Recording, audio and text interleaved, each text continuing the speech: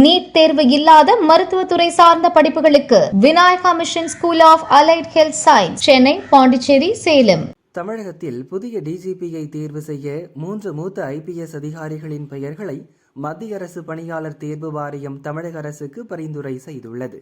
டெல்லியில் உள்ள யுபிஎஸ்சி அலுவலகத்தில் புதிய டிஜிபியை தேர்வு செய்வதற்கான கூட்டம் நடந்தது. இதில் தமிழக தலைமை செயலாளர் சாய்குமார், உள்துறை செயலர் மணிவாசன் ஆகியோர் பங்கேற்றனர்.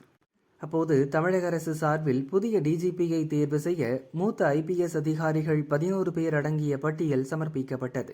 அதை பரிசீலித்து காவல் உயர் பயிற்சியகத்தின் டிஜிபியாக உள்ள ராஜீவ்குமார், தற்போதைய டிஜிபி சந்தீப் ராய் இரத்தூர், மத்திய அரசு பணியில் உள்ள டிஜிபி மகேஷ்குமார் அகர்வால் ஆகியோரின் பெயர்களை இறுதி செய்து தமிழக அரசுக்கு யுபிஎஸ்சி பரிந்துரை செய்துள்ளது. இவர்களில் ஒருவரை புதிய டிஜிபியாக தமிழக அரசு நியமிக்கும். கடந்த மாதம் சட்டசபை தேர்தலின் போது தமிழக காவல்துறை டிஜிபியாக சந்தீப் ராய் இரத்தூர் தேர்தல் கமிஷனால் நியமிக்கப்பட்டது குறிப்பிடத்தக்கது.